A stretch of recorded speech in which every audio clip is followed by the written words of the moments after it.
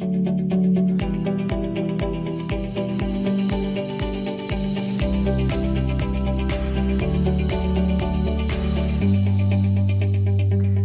noite, pessoal.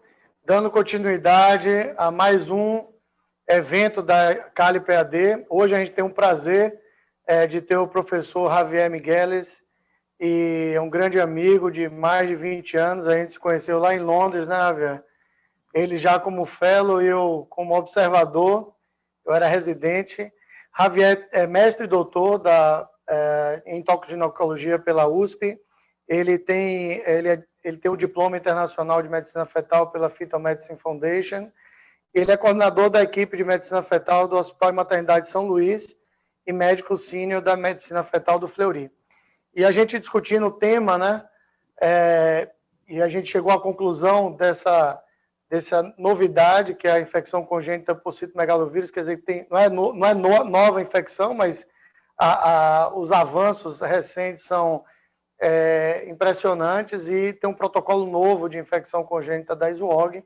E aí eu pedi para a Javier trazer essas informações para a gente. Javier, um prazer tê-lo aqui com a gente nessa sessão semanal, e boa aula. Eu vou desabilitar meu microfone e meu vídeo para não ter distração na aula, e vou manter todos os participantes também com vídeo e áudio desabilitados. Manuel, para ouvir bem, a ligação para mim ficou um pouquinho cortada. Para vocês estão me ouvindo bem? Tá tudo ótimo. Ótimo, então tá bom. Então eu vou começar, gente. Então, Manuel, muito obrigado pelo convite. É um prazer aí falar aqui para vocês sobre esse assunto tão importante, que é a infecção por citomegalo. Vou trazer também para vocês o protocolo da ISWOG, que ele é novo, mas ele já ficou velho, e trazer para vocês alguns avanços recentes, muitos dos quais estiveram muito em foco no congresso da ISWOG, que aconteceu agora há uns 10 dias. A infecção congênita pelo citomegalovírus é uma das principais causas de retardo do desenvolvimento neuropsicomotor. É a causa não genética mais comum de perda auditiva.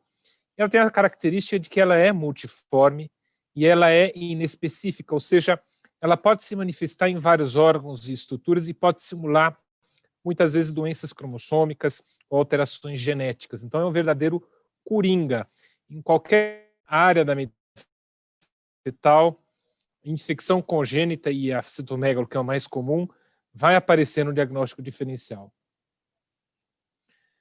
Eu diria que, com relação à infecção do citomegalovírus, a gente está meio que como um avestruz escondendo a cabeça embaixo da terra, porque a gente tende a negligenciar a importância dessa doença. Ela pode ser até considerada uma doença negligenciada. Por quê? Porque a maior parte das infecções maternas são assintomáticas, e a maior parte dos recém-nascidos com infecção congênita também são assintomáticos, mas mesmo assim eles podem ter sequelas que aparecem tardiamente. E a gente, por muito tempo também, viveu com o dogma de que a infecção não primária, que é o mais comum aqui em nosso meio, ela seria menos grave, e eu vou mostrar para vocês que esse dogma caiu recentemente. Citomegalo acontece em mais ou menos 1% de todos os recém-nascidos no mundo, sendo que nos países desenvolvidos é um pouco menos e nos países em desenvolvimento um pouquinho mais. Aqui no Brasil, a gente talvez esteja entre os campeões mundiais da infecção pelo citomegalovírus, porque a gente tem uma soroprevalência muito alta, em torno de 98%, segundo o estudo da USP de Ribeirão, feito no SUS, e mais ou menos 1,1% de todos os recém-nascidos nascem infectados pelo citomegalovírus nesse contexto de medicina do SUS no Brasil. Lembrando, então, que o citomegalovírus é um vírus DNA dupla fita da família do herpes vírus. E ele pode ser transmitido praticamente de qualquer forma, ou seja, ele é transmitido pela via respiratória, pela saliva, pode ter transmissão vertical, pode ser transmitido na transfusão de órgãos e sangues, também está presente na urina, nas fezes, e uma via bem importante em jovens é a via de transmissão sexual também, está presente também nas secreções genitais.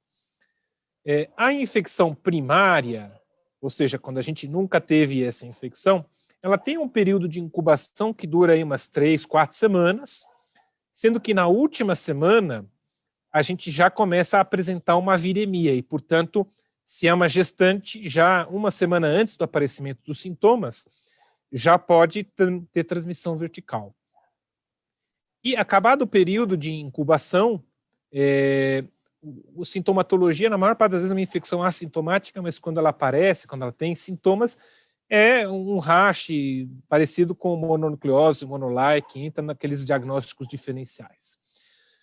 Normalmente, terminado o período de incubação, você tem o aparecimento do IgM e logo em seguida, em poucos dias ou na maior parte das vezes concomitantemente, você vai ter o aparecimento do IgG. É muito raro você ter só o IgM, normalmente o IgG e o IgM meio que vêm juntos. E aí, você tem um período de várias semanas, várias semanas excretando o vírus, até que você entra numa fase de latência, em que a viremia pode cair bastante ou pode eventualmente ser zerada.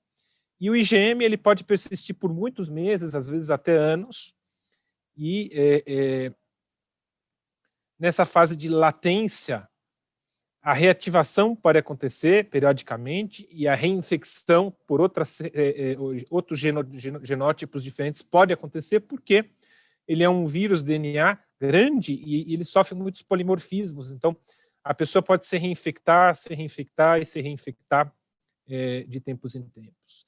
Quando acontece uma reativação ou uma reinfecção, a gente diz que é uma infecção não primária. É uma infecção primária e infecção não primária.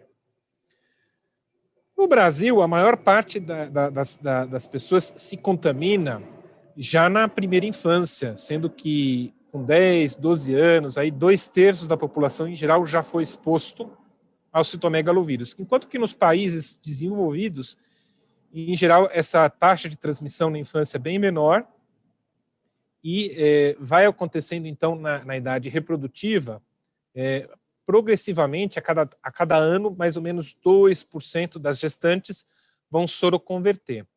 É interessante saber que, por exemplo, nos Estados Unidos, a soroprevalência dessa infecção ela é muito maior nos grupos não brancos, nos negros, nos hispânicos, é mais parecido com o que a gente tem no Brasil, enquanto que nos brancos a soroprevalência é muito, muito baixa. Ou seja, a soroprevalência é muito mais dependente da condição socioeconômica do que a geografia em si.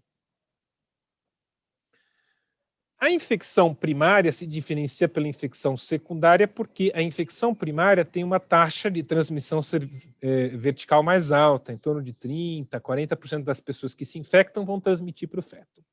Enquanto que a infecção não primária, até porque a viremia nesses casos é menor, a taxa de transmissão vertical é de 1%, 2%.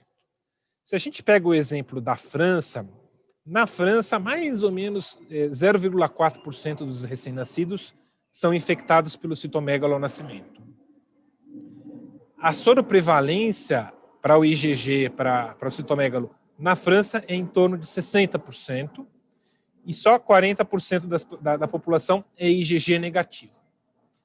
Na França, existem estudos que mostram que aproximadamente 50% dos bebês recém-nascidos com infecção congênita pelo citomegalovírus, eles tiveram uma infecção não primária e mais ou menos 50% tiveram uma infecção primária. Então, é mais ou menos meio a meio.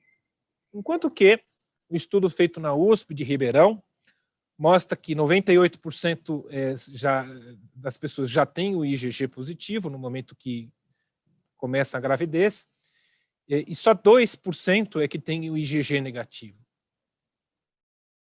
Que tem IgG, mais ou menos vai ter 0,5% de citomegalovirose congênita, 0,5%. Enquanto que o grupo que é IgG negativo, mais ou menos 13%, você vai ter 3%, uma altíssima taxa de citomegalovirose congênita. Então, essa estatística resulta em que mais ou menos 90% dos casos de infecção congênita pelo citomegalovírus lá na USP de Ribeirão, no SUS, 90% pegaram a infecção por uma infecção não primária. E só 10% é que correspondem aos casos que eram IgG negativo e que soroconverteram na gravidez. Então vejam que é uma estatística bem diferente da estatística da França. Então, resumindo só para vocês, a diferença entre a infecção primária e a não primária. Então, primária. A primária é fácil de detectar. A gente faz a sorologia, IgG, IgM e muitas vezes a gente faz a avidez também, que eu vou explicar como interpretar já já. Esses são casos que têm uma alta taxa de transmissão vertical, 30%, 40%. Já os casos de infecção não primária, na sorologia já não tem valor e as taxas de transmissão vertical são de torno de 1 a 2%. Quando eu falo que não tem valor a sorologia, eu quero dizer o seguinte, que se você tem um IgG positivo e um IgM negativo, não adianta ficar repetindo sorologia. Às vezes a gente vê colegas que repetem a sorologia na esperança de que possam detectar uma infecção não primária, uma reativação, uma reinfecção. Porém, isso não procede. Não há nenhuma forma da gente detectar uma infecção não primária por meio de sorologia, somente se a gente se utilizar de outras técnicas de biologia molecular, mas que não são práticas no dia a dia. Então, na prática, a gente não consegue fazer um diagnóstico de uma infecção não primária na gestação.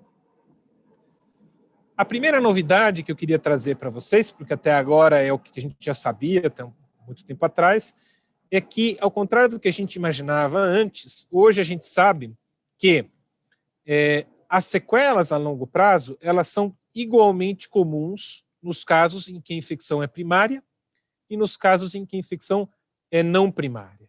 Então, isso a gente pode ver. O número de bebês que nascem sintomáticos, surdez e atraso de desenvolvimento neuropsicomotor. Não muda, então, se é uma infecção primária ou não primária.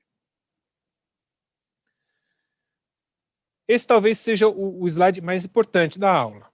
Então, não tem vacina para o citomegalovírus. Não tem vacina. É um vírus que muda toda hora, é um vírus do grupo herpes vírus. Se você já tem o IgG positivo e mesmo assim pega, como é que a vacina vai evitar? Então, não tem vacina e não há perspectiva de que exista uma vacina eficaz em pouco tempo. Então, a tática é você evitar a infecção e evitar também, se possível, a reinfecção, embora isso seja meio controverso. Como que a gente pode evitar, então, a infecção primária? 1. Evitar o contato direto com a saliva e urina de crianças pequenas. 2. Não compartilhar pratos, copos e talheres, principalmente com crianças pequenas. Não beijar crianças diretamente nos lábios. Lavar as mãos toda vez que tiver contato com urina ou saliva.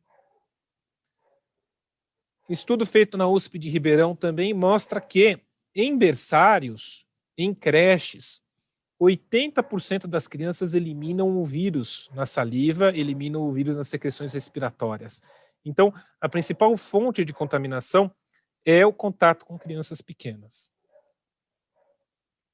Será que na prática esses cuidados preventivos funcionam? E aí tem um estudo feito pelo grupo de Revelo, na Itália, mostrando que quando você faz a sorologia e tem um IgG negativo e tem um IgM negativo, e você explica para ela que ela tem um risco de contrair essa infecção e que ela tem medidas higiênicas que ela pode tomar para não pegar essa infecção, você consegue reduzir de 2,5% para 0,9%, então você consegue reduzir aí 3 vezes a chance dela soroconverter na gestação.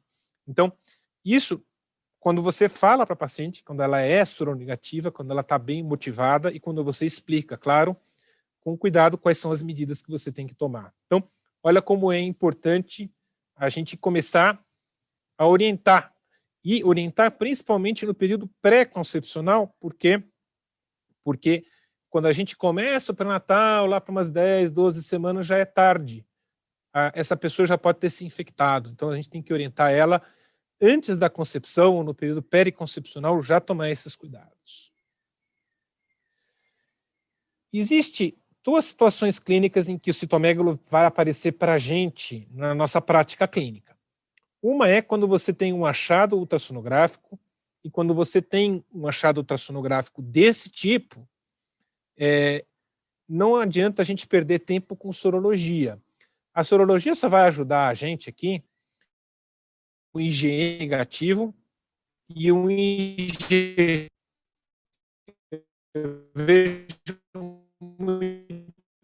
Você fez positivo, um IgM negativo, não é. Não é. Não dá para falar sendo IgG positivo e IgM negativo. Esse quadro ultrassonográfico pode ser explicado por uma infecção não primária pelo citomegalo. Então, qual que é a única situação para fazer esse diagnóstico? A única situação é fazer uma amniocentese. Então, viu um achado ultrassonográfico, é sinônimo de amniocentese. E na amniocentese, fazer um PCR para o citomegalovírus. Tá? Precisa esperar datar a infecção, esperar 6 semanas, 8 semanas? Não precisa. Se você tem um achado ultrassonográfico, você está autorizado a fazer a amniocentese, porque o vírus já vai estar circulando com toda certeza. A outra situação clínica que a gente pode se deparar na nossa prática é o resultado de uma sorologia. E eu sei que sorologia às vezes né? Mas basicamente, se você tem um IgG negativo e um IgM negativo, isso significa que é uma paciente suscetível. E aí ela pode soroconverter e normalmente o que a gente valoriza mais nesses casos é o IgG. Se por acaso você tiver um caso em que o IgG está negativo e o IgM é positivo, muito provavelmente você está lidando com uma reação cruzada, com uma ativação inespecífica do sistema imunológico. Muito, muito difícil que isso seja uma soroconversão. Mas na dúvida, por quê? Porque o IgG e o IgM normalmente positivam quase juntos na citomegalovírus. Mas na dúvida você pode repetir. Você repetiu a sorologia em uma semana, o IgG continua negativo, é uma reação cruzada. Esquece, não tem nenhuma importância clínica. A outra situação que a gente pode ter é um IgG positivo e um IgM negativo. Aí você fala que a paciente está imune, entre aspas, mas isso também não afasta uma reinfecção. Mas a situação que gera muita angústia na prática clínica é aquela situação em que você tem um IgG positivo e um IgM positivo, porque pode ser uma infecção. E aí você vai fazer o teste da avidez. Mas vejam, só tem sentido a gente fazer o teste da avidez se a sorologia for feita no primeiro trimestre. Porque se ela foi feita no terceiro trimestre, a avidez não está excluindo uma infecção durante a gravidez. Mas o ideal seria a gente fazer sempre a sorologia para o citomegalo, quando se faz, no primeiro trimestre.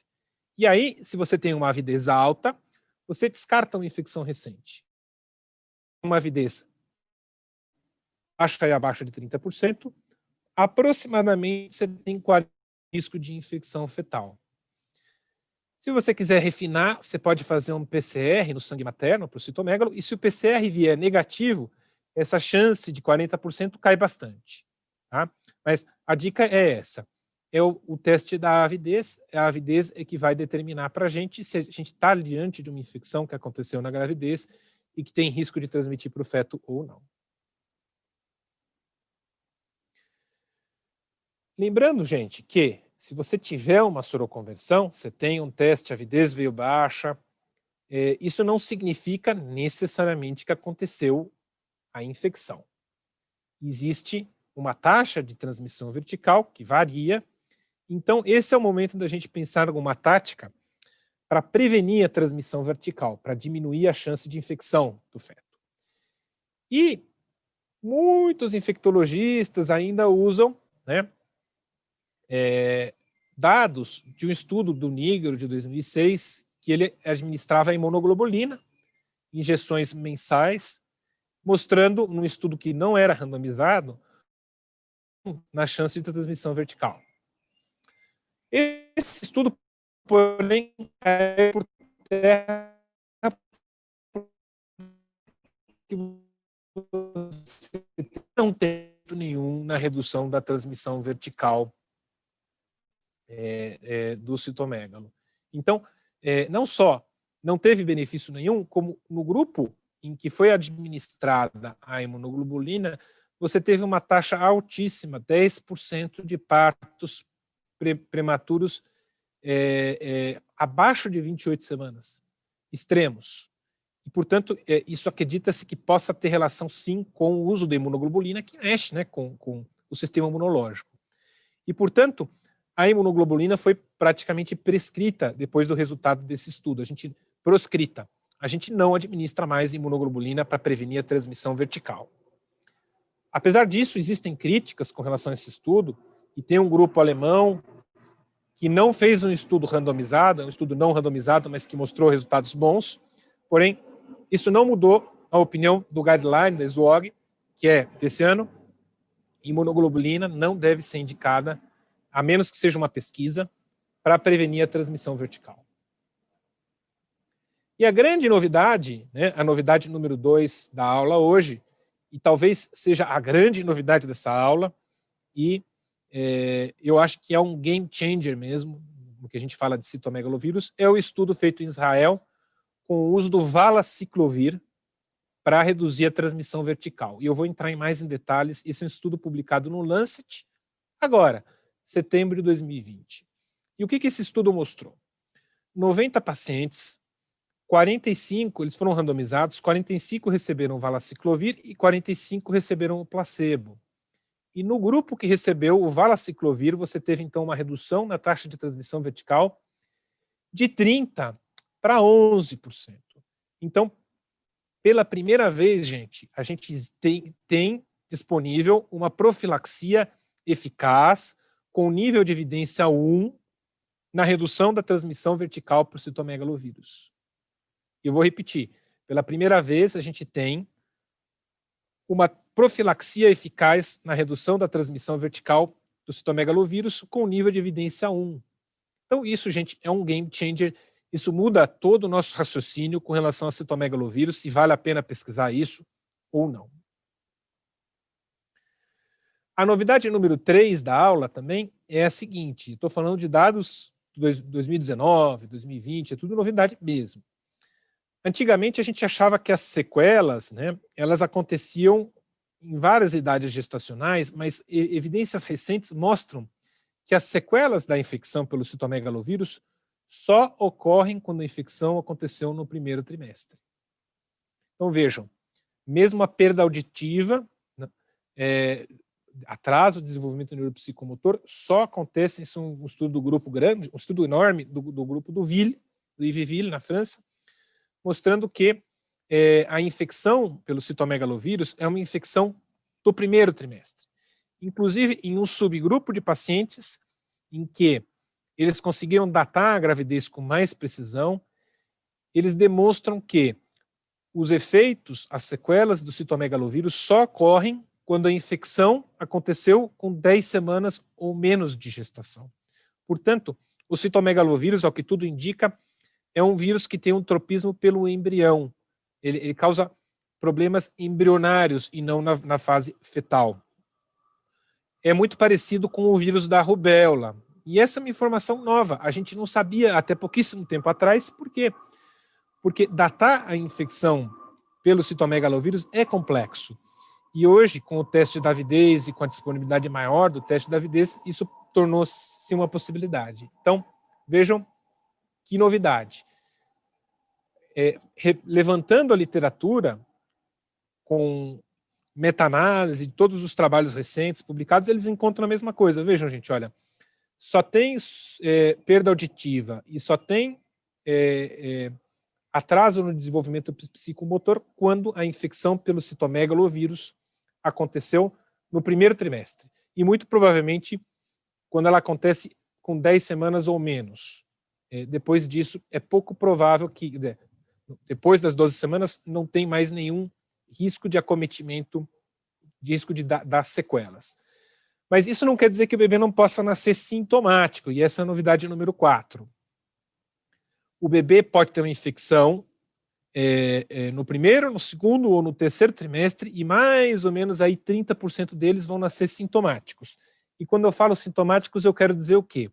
Eu quero dizer hepatoesplenomegalia, alterações hematológicas, petequias, alterações na pele. Isso não. Isso pode acontecer mesmo quando a infecção for tardia, no segundo, terceiro trimestre. Mas sequelas neurológicas, surdez, isso só quando a infecção foi no primeiro trimestre. Então, antigamente, a gente, quando aconselhava citomegalo, falava muito do estudo clássico de Fowler, em 92, em que ele dividia entre sintomáticos e assintomáticos. E a gente dizia que as sequelas acontecem nos sintomáticos. E hoje, então, isso caiu por terra. Hoje a gente sabe que não interessa tanto se o bebê nasceu sintomático ou não, o que interessa é se a infecção aconteceu no primeiro trimestre ou não. E se a infecção aconteceu no primeiro trimestre, 30% desses bebês vão nascer sintomáticos e 30% deles vão ter sequelas, sendo que 13% atraso no desenvolvimento neuropsicomotor e mais ou menos 28% vão ter perda auditiva. Se a infecção aconteceu no segundo ou no terceiro trimestre, igualmente 30% dos bebês vão nascer sintomáticos, porém as sequelas simplesmente não acontecem. Então, grandes novidades, grandes informações interessantes sobre a infecção pelo citomegalovírus. Isso, então, suscita a grande pergunta que é, chegou a vez da gente fazer sorologia para citomegalovírus? Porque quase nenhum país do mundo testa citomegalovírus de rotina, sorologia na gravidez. E por quê? Porque não existia um tratamento, não existia uma prevenção. Para que fazer o teste, sendo que a gente não tem nada que pode fazer a respeito, mas agora a gente tem. Então, esse foi o grande tema de debate no congresso da ISUOG. Então, teve uma mesa redonda grande, e o Ivy-Ville, então, argumenta muito bem, né? O Ivy-Ville na casa dele, vejam, cheios de obras de arte, né? Ele é um colecionador de arte, o Ivy-Ville, né? Kipros falava que o Ivy-Ville é um artista, né? O argumento é muito convincente, porque a gente sabe que é um problema de saúde pública, tem epidemiologia conhecida, é uma infecção muito frequente, grave. A gente tem um teste de rastreamento que funciona bem, que é a sorologia, com o teste de avidez. A gente tem um teste diagnóstico, que é a amniocentese, com o PCR. A gente tem hoje, então, uma forma eficaz de prevenir a transmissão vertical e talvez até, se acontece a infecção, de reduzir as sequelas, mas isso já é um pouco mais controverso. E, sem dúvida nenhuma, trata-se de uma estratégia custo-efetiva, vamos ter que ter os estudos para isso, porque qual é o custo de lidar com uma criança com retardo de desenvolvimento neuropsicomotor por uma infecção por citomegalo? Com certeza o custo é tão alto que vai justificar a adoção de sorologias de rotina.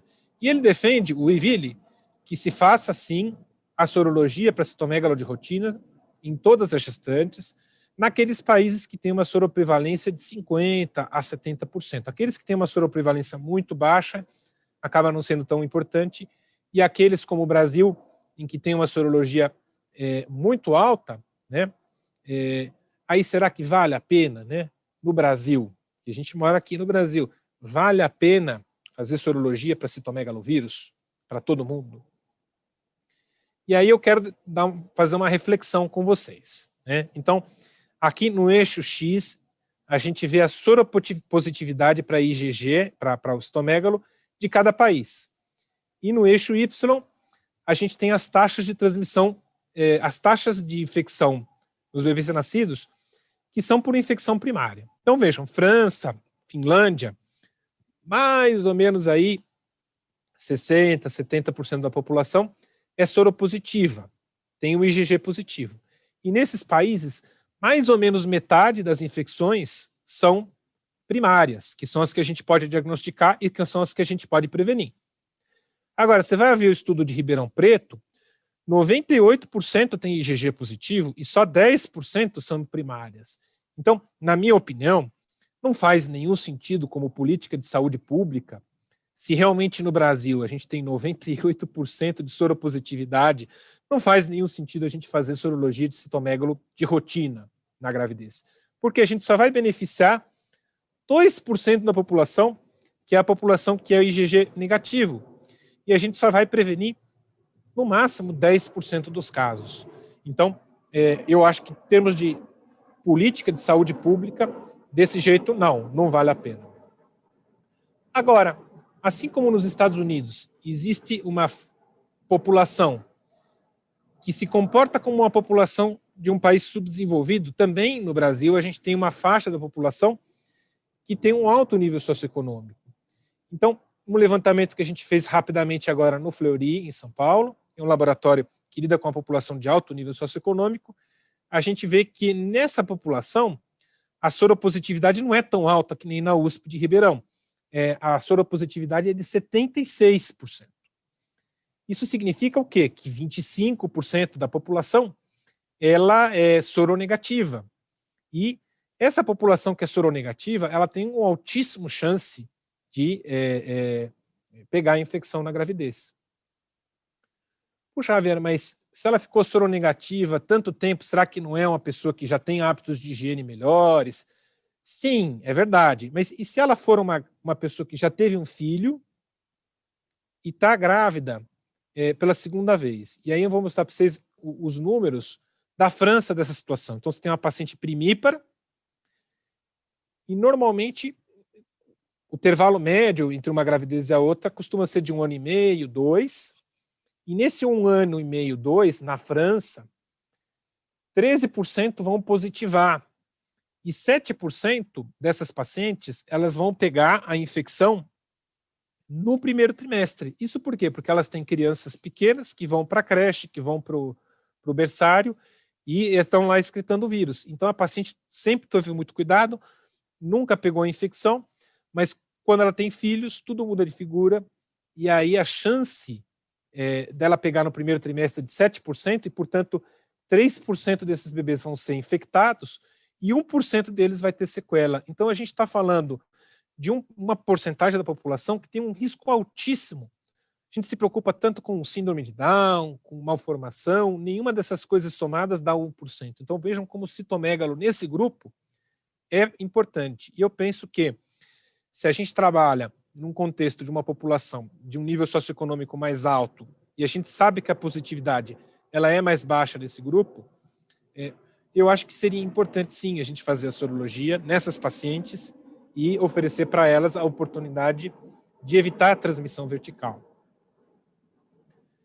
Se eu for pedir a sorologia, quando pedir a sorologia? Então, essa também é uma novidade, né? A sorologia tem que ser pedida com 8 semanas. Assim que você notou, assim que você fez diagnóstico de gravidez, ou com 6 semanas, ou com 5 semanas, você tem diagnóstico de gravidez, pede a sorologia para citomegalo. E aí, repetir pelo menos uma vez. Quando? 13 a 14 semanas, porque o estudo mostra que o valaciclovir ele só tem eficácia quando ele é iniciado antes de 15 semanas. Ah, mas será que eu posso pedir uma vez a mais aqui no meio do caminho? Sim, pode, mas em termos de política de saúde pública, se a gente for fazer o mínimo possível, é isso. Fazer com 8 semanas, repetir com 13 a 14 semanas. E aí a gente entra com o valaciclovir, aquela dose alta de 8 gramas por dia, um monte de comprimido, e aí a janela que a gente tem para evitar a transmissão vertical é uma janela estreita, e a gente quer evitar a transmissão no primeiro trimestre, que é quando interessa, que é quando tem risco de sequelas. A amniocentese, então, a gente vai entrar com o valaciclovir e vai fazer uma amniocentese.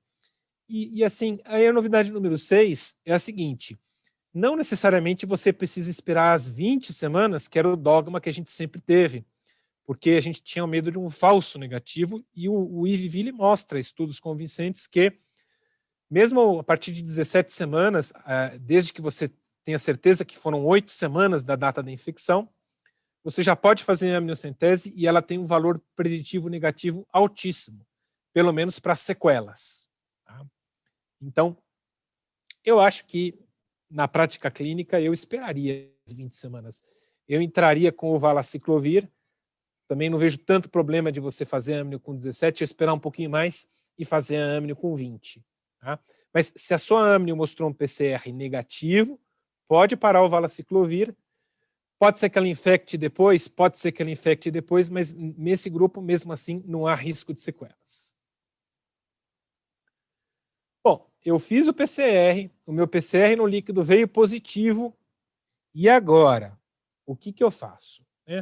Bom, se eu fiz a amnio e o meu PCR veio positivo, eu tenho que informar a paciente que ela tem 30% de chance desse bebê nascer sintomático, e se a infecção foi no primeiro trimestre, 35% de ter alguma sequela. Mais comum é auditivo, mas você vai ter uns 20% que vão ter sequelas no desenvolvimento neuropsicomotor. O que eu faço? Eu faço um bom ultrassom. Ultrassom incluindo uma neurosonografia. E não adianta fazer um só, porque a infecção tem um caráter progressivo. Então, eu preciso a cada 3, 4 semanas fazer um novo ultrassom. E o ultrassom ele vai identificar mais ou menos 90% das anomalias graves do sistema nervoso central. Se eu fizer uma ressonância magnética, também, e com quanto? Com umas 32 semanas, eu vou identificar a maior parte das sequelas que não foram identificadas no ultrassom. E o conjunto neurosonografia mais ressonância magnética, se tiver tudo normal, se eu não vi nada errado no bebê, 82% desses bebês vão nascer assintomáticos, e 100% deles sem sequelas. Lembrando que esses casos são progressivos e a gente não consegue, se a infecção foi no primeiro trimestre, mesmo com ultrassom normal, a gente não vai conseguir falar da perda auditiva, porque mesmo assim, 17% desses bebês podem ter perda auditiva. É possível tranquilizar uma paciente sem amniocentese? Aqui no nosso meio a gente vê que muitas pacientes têm reticências a fazer um procedimento invasivo, e a resposta é, bom, se o ultrassom está normal, e se você faz uma boa neurosonografia, se você faz uma ressonância magnética, é praticamente certo que esse bebê não vai ter grandes sequelas. Então, é possível sim, sem fazer uma amniocentese, você deixar essa paciente mais tranquila. Mas o ideal mesmo é a gente fazer a amnio, até porque ela tem implicações aí terapêuticas, como a gente vai ver já já. Isso é só para lembrar que existe um ciclo de vida, né, do parasita. Ele vai primeiro infectar a placenta, depois vai para o rim, para o intestino. Então, não adianta a gente também fazer um ultrassom só e pronto, não vai ter nada. Não. Às vezes, a gente está nessa fase em que aparecem umas calcificações, uma hepatoespleno, uma ascite, e as alterações cerebrais são mais tardias. Às vezes, a gente tem que esperar algumas semanas e repetir o exame para poder excluir elas 100%. Bom, o que eu faço, então, se eu tenho uma infecção? Então, será que eu fico só olhando ou eu tento tratar o feto também, uma vez que eu tenho a infecção e eu não consegui prevenir a transmissão vertical? E assim, aí a imunoglobulina já foi tentada também para isso, e a imunoglobulina não funciona segundo os estudos randomizados. O valaciclovir, que é proposto pelo grupo do Ivivili, também você não tem estudos randomizados. Porém, há alguma evidência de benefício, porque eles encontraram que nesses pacientes que têm uma infecção fetal, que você tem achados ultrassonográficos sugerindo que o feto vai nascer sintomático, hepatoesplenomegalia, etc., restrição de crescimento, nesse grupo parece que o valaciclovir reduziria o número de bebês que nascem sintomáticos, mas isso não foi um estudo randomizado. Então, há dúvidas com relação ao benefício de você tratar esses fetos ou não. O que é que o grupo do... o que não é recomendado é a gente tratar todos os fetos que têm um PCR positivo com valaciclovir. Por quê? Porque a maior parte deles, se não tem nenhum achado no ultrassom, vão ser assintomáticos. E você não vai ter sequelas graves se o feto não tem nenhum achado ultrassonográfico. E o valaciclovir é caro, e o valaciclovir em dose alta por muito tempo, a gente tem preocupação também com os efeitos colaterais. Então, não é o caso de que todo caso que você veio com PCR positivo, você tratar com valaciclovir, que você nem tem um nível de evidência de que funciona. Mas nos casos que você tem anomalias ultrassonográficas, que ele chamou, o Ivivili, de achados não graves, aí talvez o valaciclovir tenha algum papel. Existe também outra medicação antiviral que está em estudo, e já tem estudos randomizados mostrando, comparando o valaciclovir com o letermovir, que é um antiviral mais potente. Mas isso ainda é estudo, ainda é ciência, né? Quais são os achados não graves da infecção por citomegalovírus? Os achados extra-sistema nervoso central, por exemplo, a hepatospleno, ascite, intestino hiperecogênico, calcificações hepáticas, e as alterações cerebrais que eu vou mostrar uma por uma para vocês, tá? Também, né, o grupo do Ivivili, eles gostam muito de fazer cordocentese nesses casos, porque eles acham que se você medir a carga viral no sangue fetal, que se você achar plaquetopenia, que isso teria algum valor prognóstico. Mas aí, de novo, o guideline de Zwogen não recomenda muito isso, eu também não gosto muito, porque o risco de uma cordocentese, gente, é significativo. É em torno de 1 a 2% de óbito fetal. Então, eu não me sinto muito confortável com isso, mas é uma ideia que é proposta pelo grupo do Ivivili. Então, vejam, as alterações extra-sistema nervoso central, que é um caso de infecção por citomegalovírus, onde você vê uma placenta espessa, você vê um líquido amniótico um pouco reduzido, você tem essas calcificações hepáticas, você tem calcificações no baço.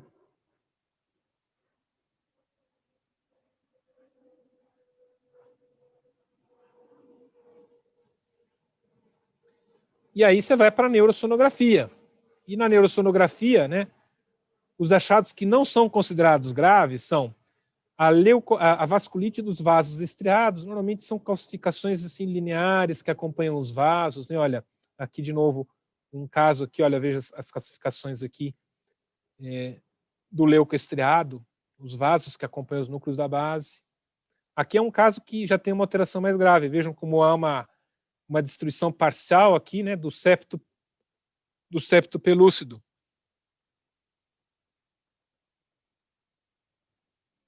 Outro achado muito comum na citomegalovírus, não é considerado grave, são essas sinéquias intraventriculares. Então vejam aqui o caso, ó, a sinéquia ali aparecendo, né? Aqui tem mais coisa, tá? Mas só para mostrar a sinéquia. Também é quase que patognomônico da infecção por citomegalo essas sinéquias, é muito, muito comum. Às vezes você pode ter esses cistos subependimários, que quando isolados eles têm bom prognóstico, mas quando eles são grandes, em geral, eles são acabam evoluindo com leucomalácia. E muito raramente você pode ter uma ou outra calcificação, não tem problema. Se for uma coisa muito isolada, uma, duas calcificações, uma discreta dilatação ventricular também não é um sinal de mau prognóstico. Mas as alterações que têm realmente um mau prognóstico, que são graves, são essas que eu vou falar para vocês. A principal aqui, né, a ventriculite, que está muito associada com os quadros de paralisia cerebral. As calcificações disseminadas, que são muito associadas com o quadro de surdez. E as anomalias corticais, que estão relacionadas com atraso de desenvolvimento neuropsicomotor. Não é evidência de que o valaciclovir funcione nos casos graves. Então, há um caso de ventriculite. Então, vejam só como fica hiperecogênica, né, a parede do ventrículo. Né? É um caso de ventriculite. Isso normalmente acaba destruindo, né, a substância que fica aí ao lado periventricular na evolução. Ó, ventriculite, mais um pouco aqui.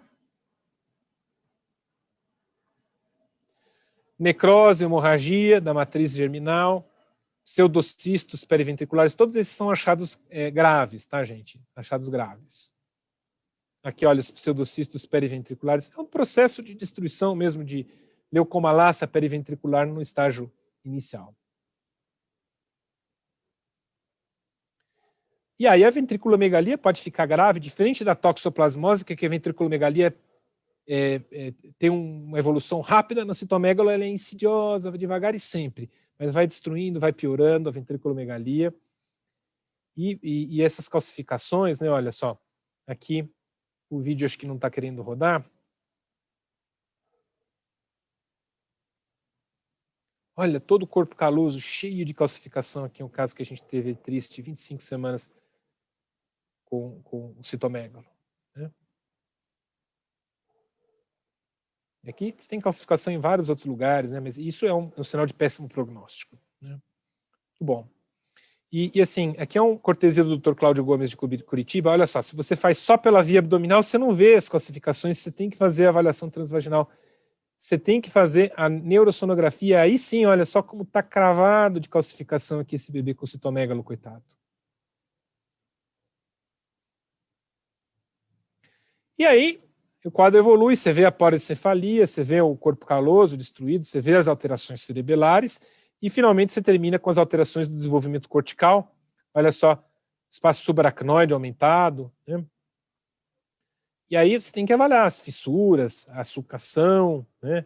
E por fim, você pode ter a microcefalia, né? Que a microcefalia é quando você tem uma cabeça abaixo de 3 desvios padrão, uma circunferência craniana. Lembrando que 3 desvios padrão equivale ao percentil 0,13, né? Não é? Porque está abaixo do percentil 3, que é uma microcefalia. Não é, não.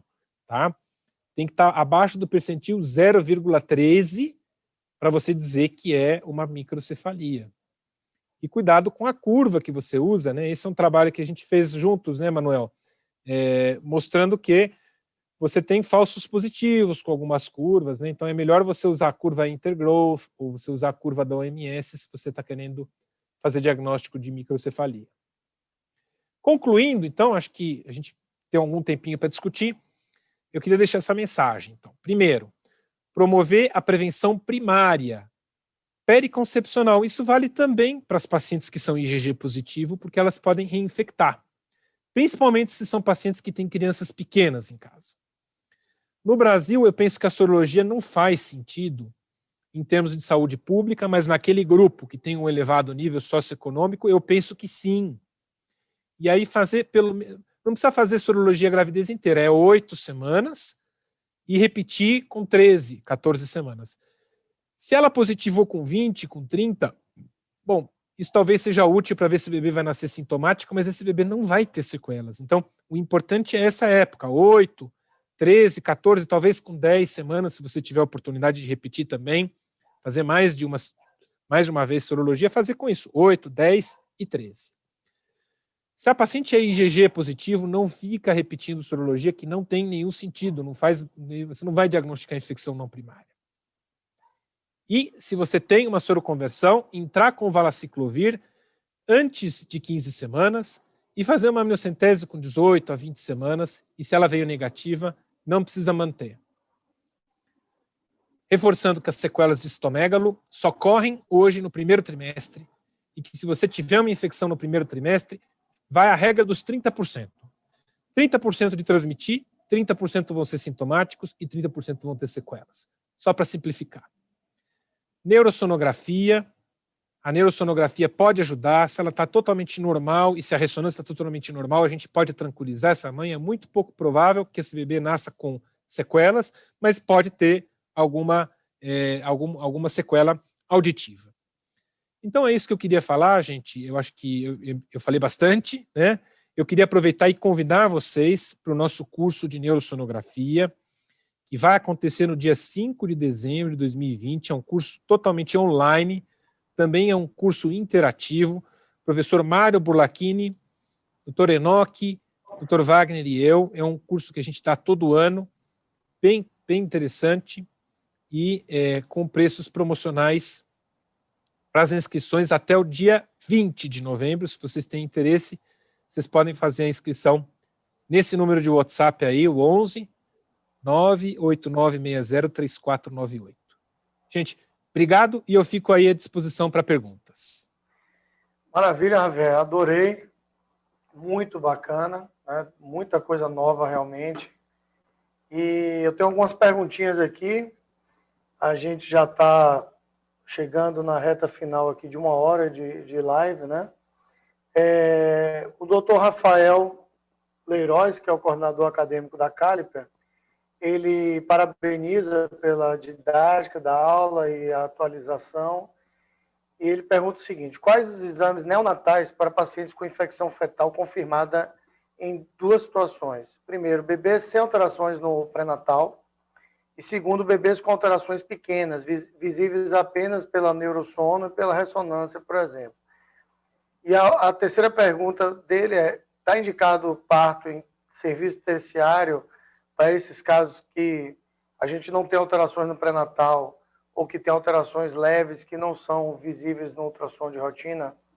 Excelente pergunta essa, Rafael, eu gostei. Eu não sou pediatra, então eu não tenho uma grande expertise com o acompanhamento desses casos, mas no mínimo eu acho que esses bebês precisariam fazer um PCR na urina para confirmar a infecção, se você não tem um diagnóstico confirmado, né? E uma avaliação do cérebro por meio de um exame transfontanela. Isso é fundamental. O teste auditivo, curiosamente, ele pode vir normal, porque as sequelas auditivas elas podem aparecer depois de algum tempo só, depois de alguns anos. Então, o teste auditivo não vai ser o suficiente. A grande vantagem da avaliação pré-natal é que você, ou pela transfontanela, que você não precisa anestesiar o bebê, fazer uma ressonância, uma tomografia, que é um teste que você tem que anestesiar o bebê. Agora, os exames laboratoriais, tudo isso, tenho certeza que tem uma lista extensa de exames, mas aí não é a minha área de expertise, eu não saberia te dizer, mas com certeza um hemograma, com certeza um ultrassom de fígado, isso também precisa. Eu não sei se precisa nascer num serviço terciário, mas assim, se você tem uma infecção confirmada no primeiro, segundo ou terceiro trimestre, existe uma chance desse bebê nascer sintomático. Então, se você fez um ultrassom bem caprichado e o bebê não tem hepatoespleno, não tem ascite, é pouco provável que ele nasça sintomático. Eu não sei se precisa, viu, Manuel, honestamente. Ok. A doutora Carolina Ribeiro, do Rio de Janeiro, fetóloga e ex-fellow também do King's College, ela pergunta o seguinte: caso positivo de PCR na amnion, até quando mantém o valaciclovir? E agradece e parabeniza pela aula também. Então vamos lá. Segundo o estudo de Israel, eles interrompem o tratamento assim que você faz a amniocentese. Você faz a amniocentese, o bebê veio negativo, acabou, não precisa mais usar o valaciclovir. Ah, mas ele pode se infectar mais para frente? Sim, pode. Eles tiveram alguns casos em que o bebê se infectou. Ele nasceu com o PCR positivo, mas ele não vai ter sequela, porque o importante é que você preveniu a infecção no primeiro trimestre, que é o que traz sequelas para o bebê recém-nascido. Agora, então, só para esclarecer, então, se eu fizer o diagnóstico com 8 semanas, naquela primeira sorologia com 8, eu entro com valaciclovir, espero até 17, quer dizer, eu vou usar 10 semanas valaciclovir, faço a amniocentese, se o PCR vier negativo, eu paro. Se o PCR vier positivo, eu vou manter até quando? Se você manter positivo, no estudo eles não mantiveram, porque eles não consideraram que existe evidência de que é necessário fazer isso. Aí eles acompanham, eles param também, e aí eles olham o bebê. Se o bebê tiver algum sinal mínimo de acometimento, uma hepatoesplenomegalia, uma calcificação hepática, alguma alteração cerebral minúscula que seja, aí eles mantêm o valaciclovir. Mas se não tem nada, não. Se não tem nada, não. Agora, você quer manter o valaciclovir? Você não tem evidência, né, de que isso tem algum benefício, mas provavelmente também não é um grande problema se você quiser manter. Ok. A doutora disse, ela pergunta, na infecção secundária, somente fazemos, aí eu não entendi, uma CAMI na alteração do sonográfico ou no sintoma materno, uma nova sorologia não, ou PCR materno? Não. Não tem como a gente fazer diagnóstico da infecção não primária. Ponto. Não tem como. Você pode ter uma paciente que tem um PCR positivo porque ela tem uma viremia baixa, ela está nessa fase de latência, mas não necessariamente isso quer dizer que vai transmitir, entende? Que tem risco de transmitir para o feto. Agora, o diagnóstico é quando você tem um achado ultrassonográfico. É aquele coringa, né? Você viu qualquer coisa que pode ser citomegalovírus, né? O certo seria a gente fazer aí uma amniocentese. E aí, mas você não vai prevenir a transmissão. Aí você está tratando o feto, né, ou fazendo o diagnóstico. Não sei se vai mudar muito o prognóstico, né? Tá. A dose do valaciclovir, doutora Cláudia Smith, obstetra aqui de Salvador, a dose do valaciclovir é de 8 miligramas por dia por mais ou menos 10 semanas? 8 gramas por dia, até você fazer a punção e excluir a infecção. Ok. Doutor Kleber Pimentel, que você conhece, o nosso preceptor aqui da Caliper, e ele é responsável pelo curso de ultrassom pediátrico. E aí ele fala Perfeito. que deve-se fazer ultrassom transfontanela e ultrassom abdominal se condição grave encefálica faz ressonância. Aí já Perfeito. complementou aí a pergunta. Maravilha. Então, eu queria, né, abrir para os seus comentários finais. A gente já está avançando aqui para 1 hora de live. Nosso limite é 1 hora. Queria que você comentasse em relação a essa sorologia, se você acha realmente que é factível a gente utilizar 2 sorologias, né, no primeiro trimestre. Eu não sei se os obstetras vão aderir a esse novo protocolo. O que eu Eu acho que as pessoas não imaginam quão grave no dia a dia é uma infecção por citomegalovírus, né? E aí eu queria que você comentasse sobre isso e aí fechasse, fizesse seus comentários finais. Então, a mensagem principal da aula hoje é a seguinte: a gente tem, como grande novidade, uma forma de evitar a transmissão vertical das formas primárias, mas não das formas não primárias. Então, o que a gente tem que pensar hoje? A gente tem que olhar a nossa população e dar uma olhada qual que é a soropositividade da população que você atende. Se a soropositividade é de 98%, que nem aquela da USP de Ribeirão, gente, não vamos fazer sorologia, a gente vai deixar essas mulheres loucas e não vai ter um impacto na saúde pública. Talvez naqueles 2% que são soronegativas. Então, você estava dizendo que se tiver uma população de 98%, talvez você beneficie só 2%, então não vale a pena. Não Você vale a estava pena. com esse raciocínio. Mas eu acho que vale a pena vocês, na população que vocês atendem, tentar descobrir qual que é a soropositividade. E se vocês estão trabalhando com uma população menos, com uma soropositividade menor, mais perto dos 70% do que dos 98%, eu acho que vale a pena sim fazer o citomegalo, e vale a pena fazer o citomegalo cedo, no primeiro trimestre. E a mensagem número 2 da aula é: eu acho que vale a pena a gente aprender essas medidas higiênicas. E eu acho que vale a pena a gente reforçar elas para todas as grávidas, se possível, antes delas engravidarem. E vale, eu acho, também para a infecção não primária, embora você não tenha um trabalho mostrando isso. Mas eu acho que vale também para a infecção não primária. E é difícil, porque, principalmente quando a mãe teve um filhinho pequeno, ele quer abraçar, quer beijar, quer pegar no colo, mas é um período curto em que ela precisa tomar esses cuidados. É aquele período periconcepcional até chegar às 12 semanas.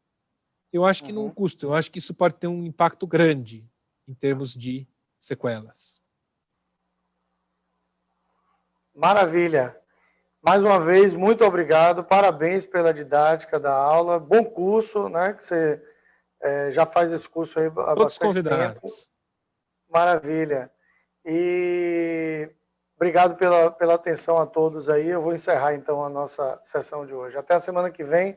Semana que vem a gente vai falar sobre gastrosquise com o doutor Gustavo Henrique, lá do São José do Rio Preto. Valeu, um abração, tchau.